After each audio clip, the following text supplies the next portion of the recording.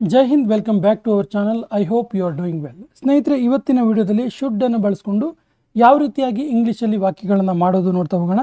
ಸಾಮಾನ್ಯವಾಗಿ ಕನ್ನಡದ ಈ ರೀತಿಯ ವಾಕ್ಯಗಳಿಗೆ ಶುಡ್ನ ಪ್ರಯೋಗ ಆಗುತ್ತೆ. ನೀನು ಶಾಲೆಗೆ ಹೋಗಬೇಕು, ಇದನ್ನು ನೀನು ಈಗಲೇ ಮರೀಬೇಕು, ನಿನ್ನ ಪತ್ರ ಭಾನುವಾರ ಬರಬೇಕು, ಅವನು ಪ್ರತಿದಿನ ಬರೀಬೇಕು, ಅವಳು ಕಾಳಜಿ ತಗೋಬೇಕು, ನಾವು ಇಲ್ಲಿಂದ ಓಡಿ ಹೋಗಬೇಕಾ, ನೀನು ಸಮಯ ವ್ಯಯ ಮಾಡಬಾರ್ದು. ಈ ರೀತಿಯ ಸಂದರ್ಭಗಳಲ್ಲಿ ಸಾಮಾನ್ಯವಾಗಿ ನಾವು ಇಂಗ್ಲೀಷಲ್ಲಿ ವಾಕ್ಯ ಮಾಡುವಾಗ ಶುಡ್ಡನ್ನು ಯೂಸ್ ಮಾಡ್ತೀವಿ. ಹಾಗಾದರೆ ಶುಡ್ಡನ್ನು ಯಾವಾಗ ಯೂಸ್ ಮಾಡ್ತೀವಿ ಅಂತ ಕೇಳಿದ್ರೆ, ಇಂಗ್ಲೀಷ್ನಲ್ಲಿ ಕರ್ತವ್ಯದ ಬಗೆಗೆ ಹೇಳುವಾಗ, ಯಾರದಾದರೂ ಅಥವಾ ನಮ್ಮ ಕರ್ತವ್ಯದ ಬಗ್ಗೆ ಹೇಳುವಾಗ, ಕರ್ತವ್ಯದ ಬಗೆಗೆ ಸೂಚನೆ ನೀಡುವಾಗ, ಹೇಳುವಾಗ ಸಾಮಾನ್ಯವಾಗಿ ಶುಡ್ಡನ್ನು ಬಳಸ್ತೀವಿ. ಉದಾಹರಣೆಗೆ, ವಿ ಶುಡ್ ಹೆಲ್ಪ್ ಅದರ್ಸ್ ಅಂದರೆ ನಾವು ಬೇರೆಯವರಿಗೆ ಸಹಾಯ ಮಾಡಬೇಕು ಅನ್ನುವ ಅರ್ಥದಲ್ಲಿ. ಇನ್ನು ಭೂತಕಾಲದಲ್ಲಿ ಹೇಳಬೇಕಾದ್ರೆ ಸಬ್ಜೆಕ್ಟ್ ಜೊತೆಗೆ ಶುಡ್ ಹ್ಯಾವ್ ಮತ್ತು V3 ಬರುತ್ತೆ. ಭೂತಕಾಲದ ಬಗ್ಗೆ ಮತ್ತೆ ನೋಡೋಣ, ಇನ್ನೊಂದು ವಿಡಿಯೋದಲ್ಲಿ ನೋಡೋಣ. ಸೊ ಶುಡ್ಡನ್ನು ಬಳಸ್ಕೊಂಡು ಯಾವ ರೀತಿಯಾಗಿ ನಾವು ವಾಕ್ಯವನ್ನು ಮಾಡಬೇಕು, ಅದರ ಸ್ಟ್ರಕ್ಚರ್ ಯಾವ ರೀತಿಯಾಗಿರುತ್ತೆ. ಸಾಮಾನ್ಯವಾಗಿ ನಮ್ಮ ಅಥವಾ ಯಾರ್ದಾದ್ರೂ ಕರ್ತವ್ಯದ ಬಗ್ಗೆ ಹೇಳುವ ಸಂದರ್ಭದಲ್ಲಿ ಶುಡ್ಡನ್ನು ಬಳಸ್ತೀವಿ. ಹಾಗಾದರೆ ಸ್ಟ್ರಕ್ಚರ್ ಯಾವ ರೀತಿ ಇರುತ್ತೆ ನೋಡೋದಾದರೆ, ಸ್ನೇಹಿತರೆ ಸ್ಟ್ರಕ್ಚರ್ ಈ ರೀತಿ ಇದೆ.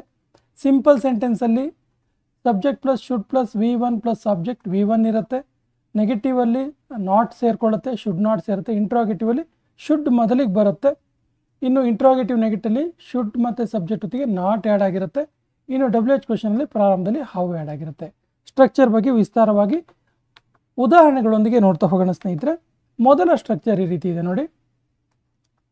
Subject plus should plus V1 plus object ಅಂದರೆ ಇದಕ್ಕೊಂದು ಕನ್ನಡದ ಉದಾಹರಣೆ ತೆಗೆದುಕೊಳ್ಳೋಣ. ಉದಾಹರಣೆಗೆ, ನಾನು ಕೆಲಸ ಮಾಡಬೇಕು, ನಾನು ಕೆಲಸ ಮಾಡಬೇಕು, ನಾನು ಕೆಲಸ ಮಾಡಬೇಕು. ಅದೇ ನೆಗೆಟಿವ್ ಬಂದರೆ ನಾನು ಕೆಲಸ ಮಾಡಬಾರದು, ನಾನು ಕೆಲಸ ಮಾಡಬಾರದು. ಇದು ಆ್ಯಕ್ಚುಲಿ ಸೆಲ್ಫ್ ಸಜೆಷನ್ ಇದೆ. ಕರ್ತವ್ಯದ ಬಗ್ಗೆ ಹೇಳ್ತಾ ಇದ್ದೀವಿ, ಬಟ್ ನಮಗೆ ನಾವೇ ಹೇಳ್ಕೊಳ್ಳೋ ರೀತಿ ಇದೆ. ಮುಂದಿನ ಒಂದು ವಾಕ್ಯಗಳನ್ನು, ಬೇರೆ ಬೇರೆ ರೀತಿಯ ವಾಕ್ಯಗಳನ್ನು ಕೂಡ ನೋಡೋಣ. ಇನ್ನು ನಾವು ಕ್ವಶನಿಗೆ ಬಂದರೆ, ಅಂದರೆ SR ನೋ ಟೈಪ್ ಕ್ವಶನಿಗೆ ಬಂದರೆ, ನಾನು ಕೆಲಸ ಮಾಡಬೇಕಾ, ನಾನು ಕೆಲಸ ಮಾಡಬೇಕಾ. ಇನ್ನು ನಾಲ್ಕನೇದಾಗಿ ಇಂಟ್ರೋಗೇಟಿವ್ ನೆಗೆಟಿವ್ ಬಂದರೆ, ನಾನು ಕೆಲಸ ಮಾಡಬಾರದ, ನಾನು ಕೆಲಸ ಮಾಡಬಾರದ. ಇನ್ನು WH ಕ್ವೆಶನಿಗೆ ಬಂದರೆ, ನಾನು ಏಕೆ ಕೆಲಸ ಮಾಡಬೇಕು, ನಾನು ಏಕೆ ಕೆಲಸ ಮಾಡಬೇಕು. ಸ್ನೇಹಿತರೆ, ಈ ಎಲ್ಲ ವಾಕ್ಯಗಳಲ್ಲೂ ಕೂಡ ನಾವು ಶುಡ್ಡನ್ನು ಬಳಸಬೇಕಾಗತ್ತೆ. ಯಾಕಂದರೆ ಇದೆಲ್ಲ ಕಡೆ ನಾವು ಕರ್ತವ್ಯದ ಬಗ್ಗೆನೇ ಮಾತಾಡ್ತಿದ್ದೀವಿ. ಅದು ಪಾಸಿಟಿವ್ ಇರ್ಬೋದು, ನೆಗೆಟಿವ್ ಇರ್ಬೋದು, ಇಂಟ್ರಾಗೇಟಿವ್ ಇರ್ಬೋದು, ಇಂಟ್ರಾಗೇಟಿವ್ ನೆಗೆಟಿವ್ ಇರ್ಬೋದು ಮತ್ತು WH ಇರ್ಬೋದು. ಹಾಗಾದರೆ ಒಂದೊಂದಾಗಿ ಇದನ್ನು ನಾವು ಇಂಗ್ಲೀಷಿಗೆ ಟ್ರಾನ್ಸ್ಲೇಟ್ ಮಾಡ್ತಾ ಹೋಗೋಣ. ನಾನು ಕೆಲಸ ಮಾಡಬೇಕು, I should work, I should work. ನೋಡಿ, ಇಲ್ಲಿ ಸಬ್ಜೆಕ್ಟ್ ಇದೆ, ಶುಡ್ ಇದೆ, V1 ಇದೆ. ಆಬ್ಜೆಕ್ಟ್ ಆಗಿ ಬೇರೆ ಯಾವುದೂ ಇಲ್ಲ ಇಲ್ಲಿ. ಐ ಶುಡ್ ವರ್ಕ್ ಡೈಲಿ ಅಂತ ಆ್ಯಡ್ ಆದರೆ ಆಬ್ಜೆಕ್ಟ್ ಆಗುತ್ತೆ ಅದು. ನಾನು ಕೆಲಸ ಮಾಡಬಾರದು, I should not work, I should not work. ಇನ್ನು ನಾನು ಕೆಲಸ ಮಾಡಬೇಕಾ, should I work, should I work. ನಾನು ಕೆಲಸ ಮಾಡಬೇಕಾ. ಇನ್ನು ನಾನು ಕೆಲಸ ಮಾಡಬಾರ್ದಾ, should I not work, should I not work. ಇನ್ನು ನಾನು ಯಾಕೆ ಕೆಲಸ ಮಾಡಬೇಕು, why should I work, why should I work, why should I work. ನೋಡಿ ಎಷ್ಟು ಸುಲಭ ಇದೆ ಶುಡ್ಡನ್ನು ಬಳಸ್ಕೊಂಡು. ಸಾಮಾನ್ಯವಾಗಿ ಮೊದಲೇ ಹೇಳಿದಾಗೆ ಇಂಗ್ಲೀಷ್ನಲ್ಲಿ ಶುಡ್ಡನ್ನು ಕರ್ತವ್ಯದ ಬಗ್ಗೆ ಹೇಳುವಾಗ, ನಮ್ಮ ಅಥವಾ ಬೇರೆಯವರ ಕರ್ತವ್ಯದ ಬಗ್ಗೆ ಹೇಳಬೇಕಾದ್ರೆ ಶುಡ್ಡನ್ನು ಬಳಸ್ತೀವಿ. ಸೊ ಸಿಂಪಲ್ ಸೆಂಟೆನ್ಸ್ ಈ ರೀತಿ ಇದೆ. ನಾನು ಕೆಲಸ ಮಾಡಬೇಕು, I should work. Negative sentence ನಾನು ಕೆಲಸ ಮಾಡಬಾರ್ದು, I should not work. Interrogative ನಾನು ಕೆಲಸ ಮಾಡಬೇಕಾ, should I work. Interrogative negative ಬಂದರೆ ನಾನು ಕೆಲಸ ಮಾಡಬಾರ್ದಾ, ಶುಡ್ ಐ ನಾಟ್ ವರ್ಕ್. ಅದೇ WH ಕ್ವಶನಿಗೆ ಬಂದರೆ ನಾನು ಯಾಕೆ ಕೆಲಸ ಮಾಡಬೇಕು, why should I work. So ಈ ರೀತಿಯಾಗಿ ಬಹಳ ಸುಲಭವಾಗಿ ಶುಡ್ಡನ್ನು ಬಳಸ್ಕೊಂಡು ವಾಕ್ಯವನ್ನು ಮಾಡ್ಬೋದು.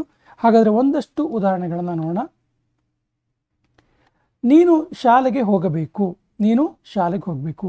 You should go to the school. You should go to the school. ನೀನು ಶಾಲೆಗೆ ಹೋಗಬೇಕು, you should go to the school. ನೋಡಿ, ಇಲ್ಲೂ ಕೂಡ ಏನಿದೆ, ಕರ್ತವ್ಯದ ಬಗ್ಗೆ ಹೇಳಿದೆ, ಸಜೆಷನ್ ಕೊಡೋ ರೀತಿ ಇದೆ. ಇನ್ನು ಇದನ್ನು ನೀನು ಈಗಲೇ ಮರೆಯಬೇಕು. You should forget it now. You should forget it now. ನಿನ್ನ ಪತ್ರ ಭಾನುವಾರ ಬರಬೇಕು. Your letter should come on Sunday. Your letter should come on Sunday. ಅವನು ಪ್ರತಿದಿನ ಬರೆಯಬೇಕು. ಅವನು ಪ್ರತಿದಿನ ರೆಗ್ಯುಲರ್ ಆಗಿ ಬರೀಬೇಕು. He should write every day. He should write every day. He should write every day. ಅವಳು ಕಾಳಜಿ ತಗೋಬೇಕು, ಅವಳನ್ನು ಕೇರ್ ಮಾಡ್ಕೊಳ್ಬೇಕು ಅವಳು ಅಂತ ಹೇಳೋದಕ್ಕೆ she should take care. She should take care. ನಾವಿಲ್ಲಿಂದ ಓಡೋಗ್ಬೇಕಾ ಅಂತ ಕೇಳೋದಕ್ಕೆ should we run from here. Should we run from here. ನೋಡಿ, ಎಸ್ ಆರ್ ನೋಟ್ ಕ್ವಶನಲ್ಲಿ ಶುಡ್ ಅನ್ನೋದು ಮೊದಲಿಗೆ ಬರುತ್ತೆ. ನೀನು ಸಮಯ ವ್ಯಯ ಮಾಡಬಾರ್ದು, ಟೈಮ್ ವೇಸ್ಟ್ ಮಾಡಬಾರ್ದು ನೀನು. You should not waste time. You should not waste time. You should not waste time. ಒಂದೊಂದಾಗಿ ನೋಡೋಣ. ನೀನು ಶಾಲೆಗೆ ಹೋಗಬೇಕು. You should go to the school. ಇದನ್ನು ನೀನು ಈಗಲೇ ಮರೆಯಬೇಕು. You should forget it now. ನಿನ್ನ ಪತ್ರ ಭಾನುವಾರ ಬರಬೇಕು. Your letter should come on Sunday. ಅವನು ಪ್ರತಿದಿನ ಬರೀಬೇಕು. He should write every day. ಅವಳು ಕಾಳಜಿ ತಗೋಬೇಕು. She should take care. ನಾವು ಇಲ್ಲಿಂದ ಹೋಗಬೇಕಾ. Should we run from here. ನೀನು ಸಮಯ ವ್ಯಯ ಮಾಡಬಾರ್ದು. You should not waste time. ಇನ್ನೊಂದಷ್ಟು ವಾಕ್ಯಗಳನ್ನು ನೋಡೋಣ. ನೀನು ಮನೆಗೆ ಹೋಗಬಾರದು. You should not go home. You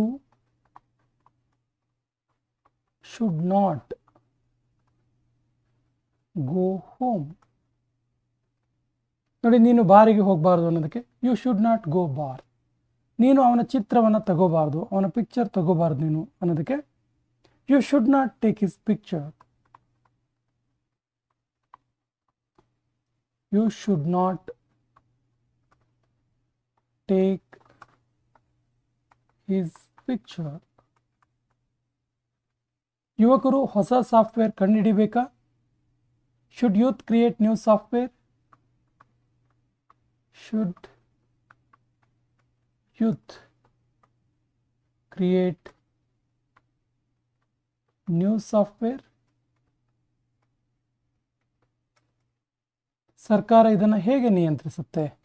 ಸರ್ಕಾರ ಇದನ್ನ ಹೆಂಗೆ ಕಂಟ್ರೋಲ್ ಮಾಡುತ್ತೆ. How should government control this. How should government control this.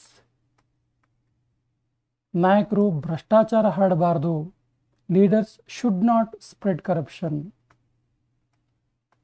Leaders should not spread corruption. ಮಕ್ಕಳು ಆಟ ಆಡಬೇಕು. Children should play. Children should play. ಎಲ್ಲರೂ ಇದನ್ನು ಓದಬೇಕು. ಎವ್ರಿ ಪರ್ಸನ್ ಶುಡ್ ರೀಡ್ ಅಥವಾ every one. Everyone should read it. ನಾವು map ಬಳಸಬೇಕು. We should use map. We should use map. ಸ್ನೇಹಿತರೆ, ಒಂದೊಂದಾಗಿ ನೋಡೋಣ. ನೀನು ಮನೆಗೆ ಹೋಗಬಾರ್ದು. You should not go home. ನೀನು ಅವನ ಚಿತ್ರ ತಗೋಬಾರ್ದು. You should not take his picture. ಯುವಕರು ಹೊಸ ಸಾಫ್ಟ್ವೇರ್ ಕಂಡುಹಿಡಿಬೇಕಾ? Should youth create new software. ಸರ್ಕಾರ ಇದನ್ನು ಹೆಂಗೆ ನಿಯಂತ್ರಿಸುತ್ತೆ? How should government control this. ನಾಯಕರು ಭ್ರಷ್ಟಾಚಾರ ಹರಡಬಾರ್ದು. Leaders should not spread corruption. ಮಕ್ಕಳು ಹೇಗೆ ಆಟ ಆಡಬೇಕು? ಮಕ್ಕಳು ಆಟ ಆಡಬೇಕು. Children should play. ಎಲ್ಲರೂ ಇದನ್ನು ಓದಬೇಕು. Everyone should read it. ನಾವು ಮ್ಯಾಪ್ ಬಳಸಬೇಕು. We should use map. So ಸ್ನೇಹಿತರೆ, ಇವತ್ತಿನ ಸೆಷನ್ ಕೊನೆಯ ಹಂತಕ್ಕೆ ಬಂದಿದ್ದೀವಿ. ಸೊ ಡೇ 18th ವರ್ಕ್ಶೀಟ್ ಈ ರೀತಿ ಇದೆ. ಸೊ ಪ್ರತಿದಿನದಂತೆ 18 ದಿನದ ಸ್ಪೋಕನ್ ಇಂಗ್ಲೀಷ್ನ ವರ್ಕ್ಶೀಟ್ ಈ ರೀತಿ ಇದೆ. ಈ ಕೆಳಗಿನ ವಾಕ್ಯಗಳಿಗೆ ನೀವು ಇಂಗ್ಲೀಷಲ್ಲಿ ಕಮೆಂಟ್ ಬಾಕ್ಸಲ್ಲಿ ಕಮೆಂಟ್ ಮಾಡಬೇಕು ಮತ್ತು ಶುಡ್ಡನ್ನು ಬಳಸ್ಕೊಂಡು ಮಾತನಾಡೋದಕ್ಕೆ ಕೂಡ ಟ್ರೈ ಮಾಡಬೇಕು. ಸೊ ಮೊದಲ ವಾಕ್ಯ, ನಮಗೆ ಇತಿಹಾಸ ತಿಳಿದಿರಬೇಕು. ನಾವು ನಮ್ಮ ಆರೋಗ್ಯದ ಬಗ್ಗೆ ಕಾಳಜಿ ತಗೋಬೇಕು. ಅವನು ನನ್ನನ್ನು ಅರ್ಥ ಮಾಡಿಕೊಳ್ಳಬೇಕಾ? ನಾವು ಪ್ರಕೃತಿ ರಕ್ಷಣೆ ಮಾಡಬೇಕಾ? ಅವನು ರಾತ್ರಿ ಹೊತ್ತು ಹೊರಗೆ ಹೋಗಬಾರ್ದು. ಸೊ ಈ ಎಲ್ಲ ಕನ್ನಡ ವಾಕ್ಯಗಳಿಗೆ ಸರಿಯಾದ ಇಂಗ್ಲೀಷ್ ವಾಕ್ಯವನ್ನು ಕಮೆಂಟ್ ಬಾಕ್ಸಲ್ಲಿ ಕಮೆಂಟ್ ಮಾಡಿ. ಸ್ನೇಹಿತರೆ, 60 ಡೇಸ್ ಸ್ಪೋಕನ್ ಇಂಗ್ಲೀಷ್ ಕೋರ್ಸ್ನ 18ನೇ ದಿನದಲ್ಲಿದ್ದೀವಿ. ನಮ್ಮ ಹಿಂದಿನ ಎಲ್ಲ ವಿಡಿಯೋಗಳ ಸದುಪಯೋಗ ಮಾಡ್ಕೊಳ್ಳಿ. ಸ್ನೇಹಿತರೆ, ಕಂಟೆಂಟ್ ಇಷ್ಟ ಆದರೆ ನಿಮ್ಮ ಸ್ನೇಹಿತರಿಗೆ ಕೂಡ ಶೇರ್ ಮಾಡಿ. ಮತ್ತು ಒಂದು ರಿಕ್ವೆಸ್ಟ್ ಏನು ಕೇಳಿದ್ರೆ, ನಮ್ಮ ಚಾನಲ್ ಮೊದಲ ಬಾರಿಗೆ ನೋಡ್ತಾ ಇದ್ದರೆ ಸಬ್ಸ್ಕ್ರೈಬ್ ಮಾಡೋದನ್ನ ಮರಿಬೇಡಿ ಅಂತ ಹೇಳ್ತಾ ಇವತ್ತಿನ ಸೆಷನ್ ಕಂಪ್ಲೀಟ್ ಮಾಡ್ತಾ ಇದ್ದೀವಿ. ಜೈ ಹಿಂದ್.